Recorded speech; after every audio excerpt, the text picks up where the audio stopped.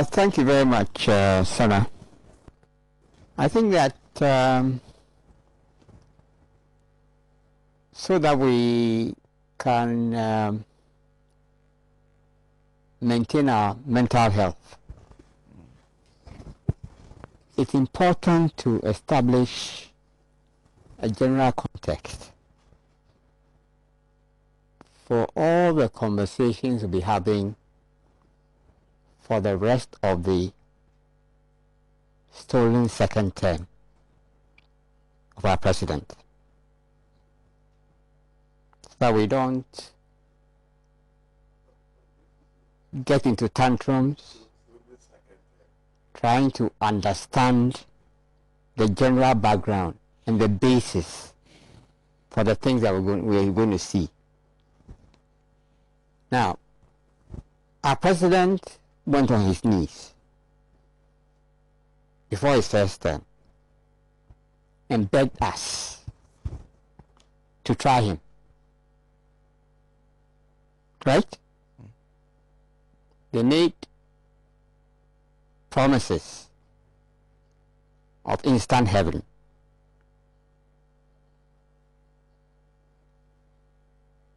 They had all their forces marshaled.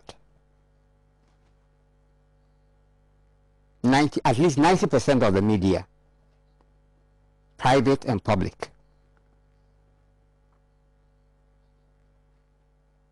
They even had the founder of the NDC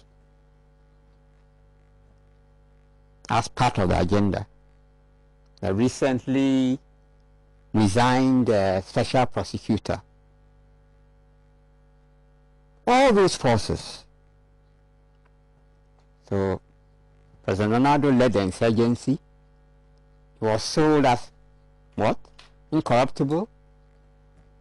He already had a record in the public space of a human rights advocate, defender. I mean, you know the rest.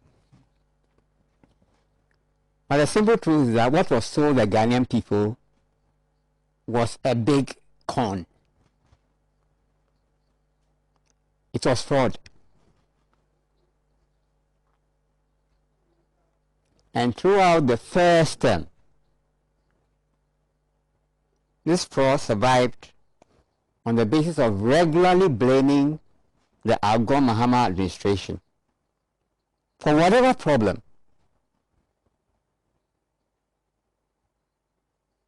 And very few people care to point out to them that actually that's the very reason why you've been elected.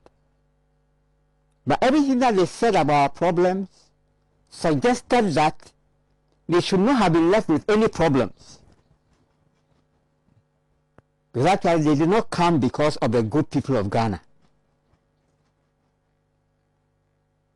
Our president did not come in his first term because of us.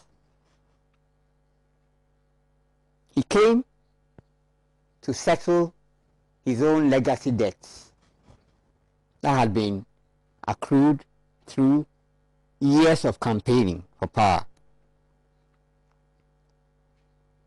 Then to restore his family, his clan, in, as he saw it, the rightful place in our history.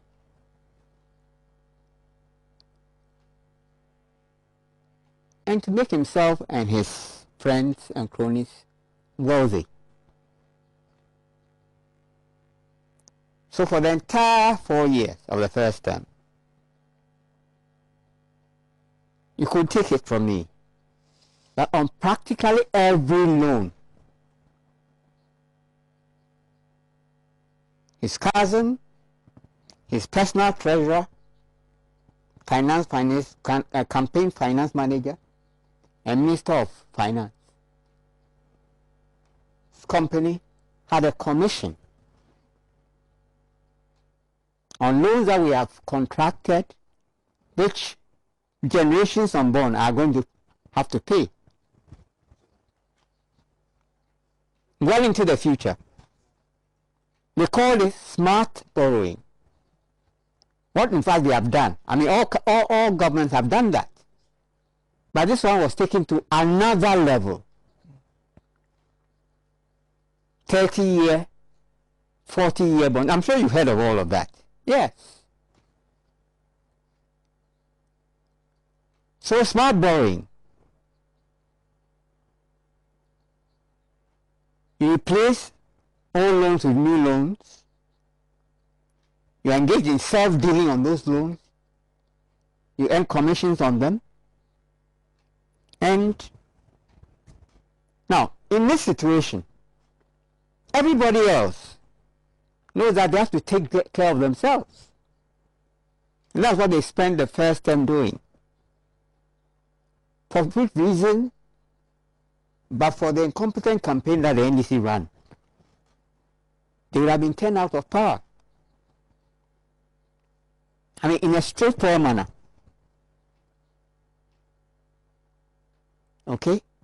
But in the end, it was 50-50. I'll tell you that I don't think that any of them won the first round. But they had to avoid the runoff by all means, because that would not look good for a sitting president. But that is in the bag. And you saw all of that demonstrated in the course of the vetting of all the ministers, the bulk of whom had been, had been warmed over from the previous term. And what was their problem? People were not asking them about what they were going to do for a sector to which they were new, or to a government to which they were new, but they were asking them questions on the basis of what they had done in the first term. And every one of them has to lie and engage in perjury. Why? Because they have to cover up the president. Whether it is the Minister for National Security, or the Minister for Interior, or the Minister for Defense. They're all lying. Because it cannot be their business to expose the president. And in the course of the first term, you blame Mahama and you engage in management of the media, of the news. And I'm sure that even now, there's something that you will have noticed. Sorry, I have to go on a bit. I'm sure that you see that all their news networks, all their television networks, are engaged in talking about the future of the NDC, which is okay, right? But there's an inferno inside the MPP. After that fatwa was delivered, have you seen any of their media stations talking about what is going on in the MPP? Because unlike the NDC, if the MPP says don't talk about us, and you are foolish enough to do so, they'll make sure that you recognize it. At the very least, they'll smear you. But more than that, they'll visit physical harm on you.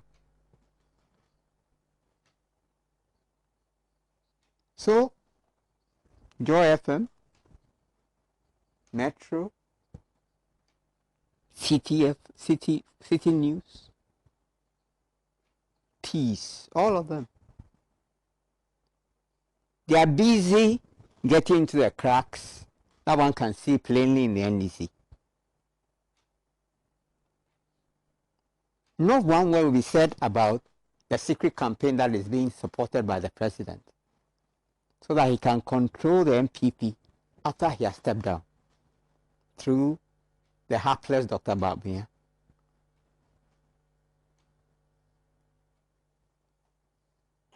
But this is all to set, like I said, a context for our conversations for the rest of the 4 years of the chosen one.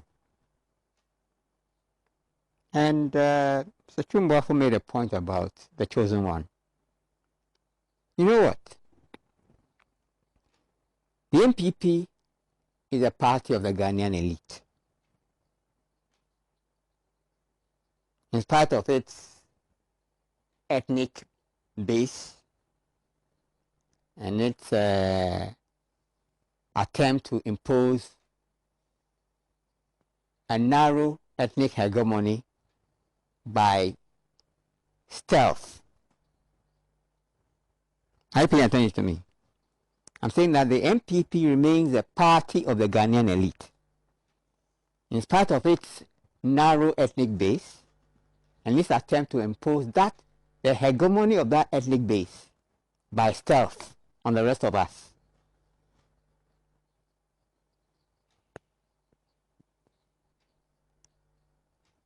All elements of the Ghanaian elite were involved in the theft of the second term. And so this was done in the open. The president already had parliament in his pocket. I mean, an unassailable majority, rubber stamp, guaranteed in his pocket. That's parliament. Then he said about packing the courts. The courts have always been MPP. Whether it's the bench or the bar, they have always been MPP.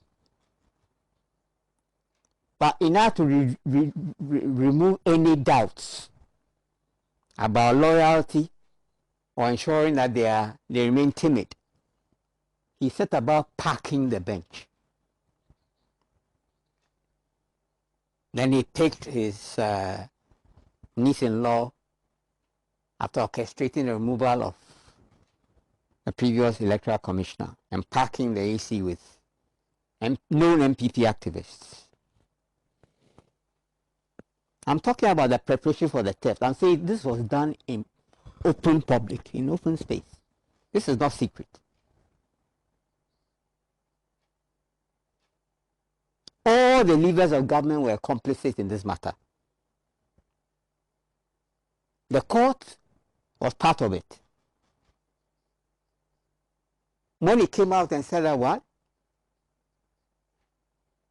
The EC can just cancel, what is it? Voters' ID cards that he had previously issued on the most whimsical and stupid basis. Then he said that you and I, we cannot rely on the Ghanaian birth certificate as evidence of our what? Citizenship.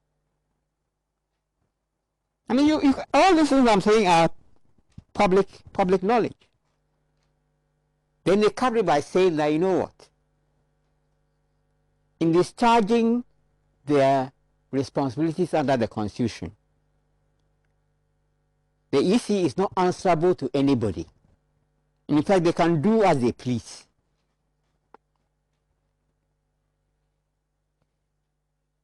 And as he pleased, the electoral commissioner, right from her appointment, has set about to dismantle and disorganize IPAC and to throw out of the window all the basis for electoral management since 1997, which was through open, consultative, consensual agreements. All of that was out of the window.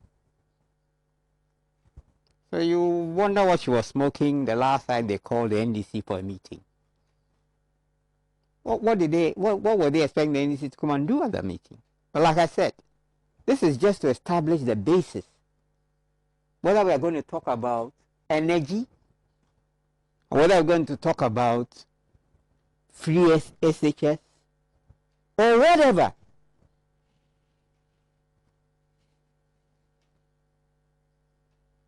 And one more thing, because my friend Chumwafo said is here, and he made that point. He says that there have been people who have spoken out in the past.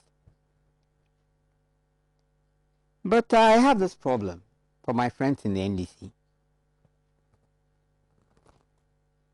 These people who are speaking are activists, sympathizers, members of the MPP.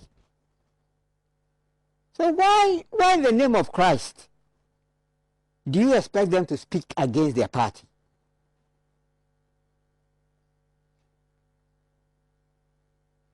You know,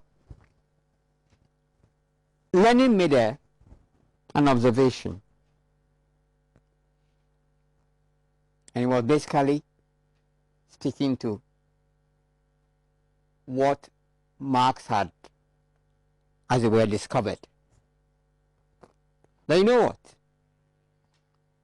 People will always be the victims of deception and self-deception until they have learned to discover behind every phrase, every promise, every demand, every comment, the interest of one class or another. And the interest that my friends often make is to assume that they are quote-unquote neutrals in this business. There are none. All of them were part of the business of winning power for the MPP. All of them. Whether it is the Christian Council, the Catholic bishops, the Bar Conference, the Committee of Eminent Advisors, all of them. You know, I am on my knees speaking to my friends in the NDC that they must remove that misunderstanding and see things for what they are. If the Reverend Otabil, the way he spoke, he was speaking as an activist of the MPP. Simpliciter. Is it because he wears a cassock? That's why they cannot recognize him for what he is? But that is just to deal with the context and the background for our conversation, so that we can be clear-headed. Like I said, preserve whatever is left of our sanity. Now, to this power matter.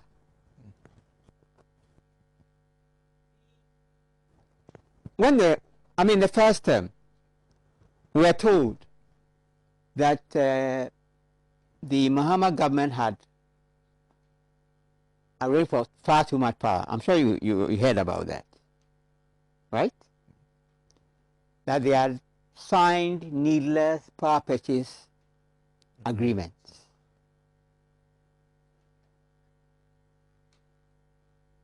And if you're to listen to them, it would appear that for the entire 4 years, they did nothing about that. They were complaining about too much capacity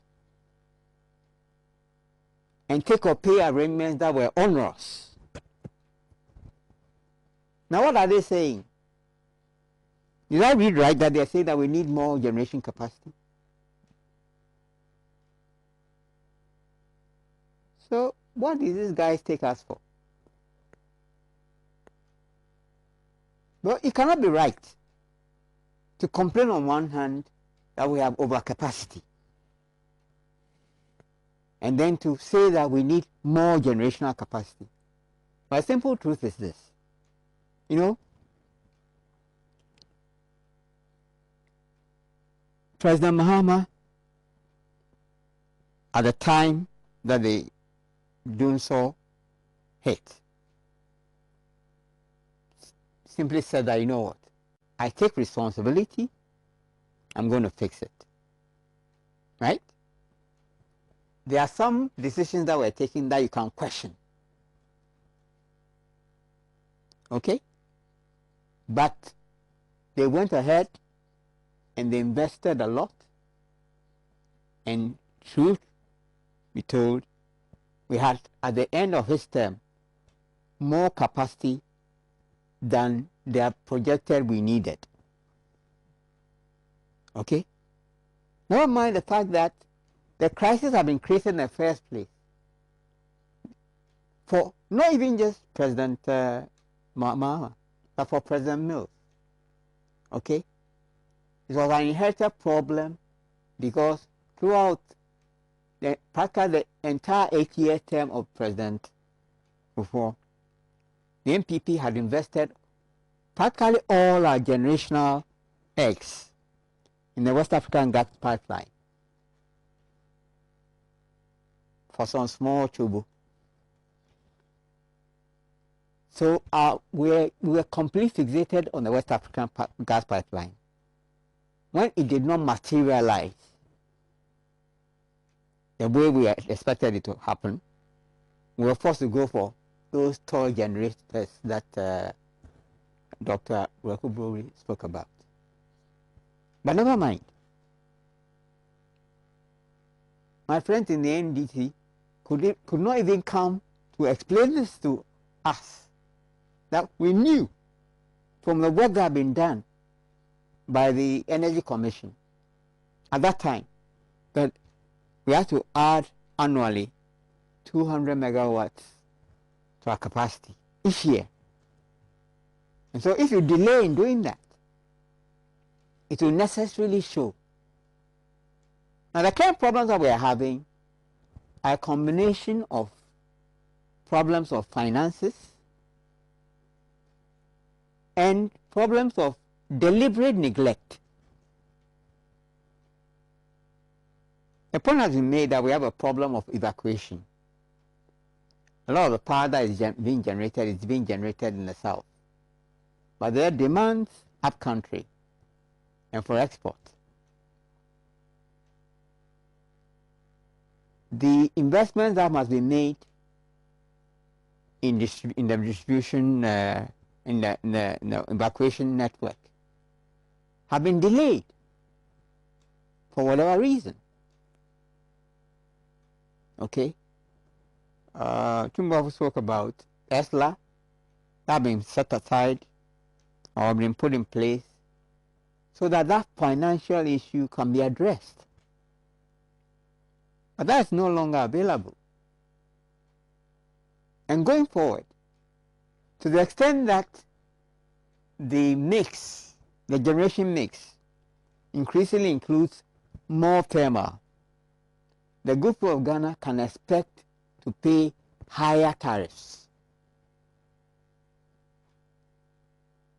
They can expect to do that. I can bet my head on it.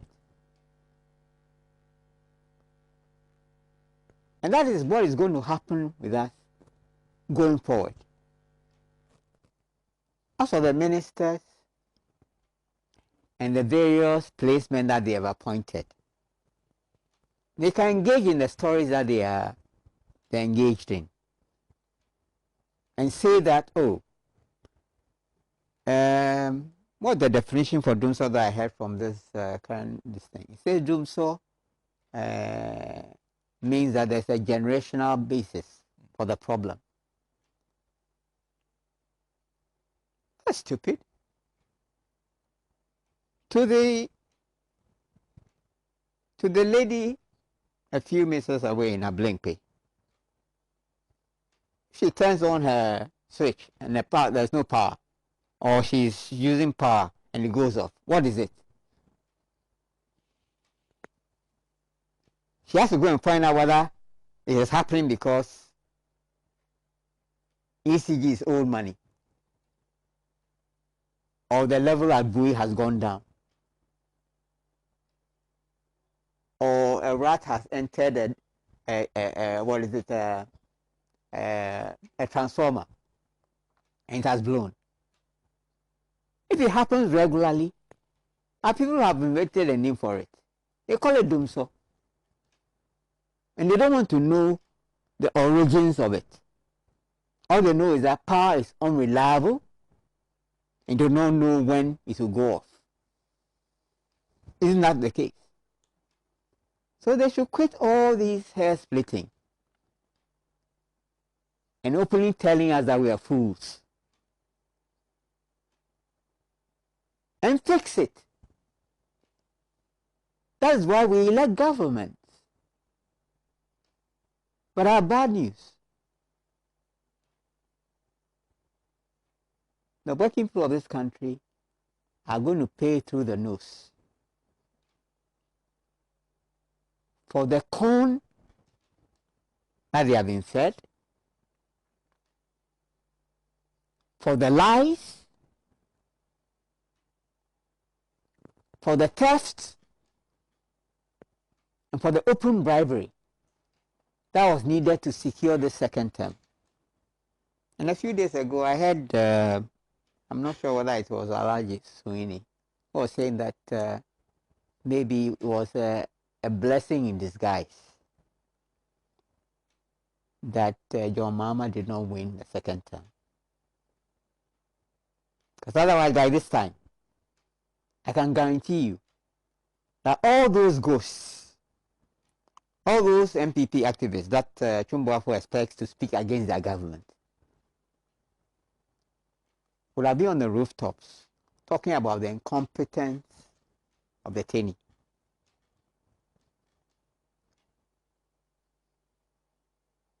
But you know what? We're going to be in it for the next 4 years. We better tune our minds to that.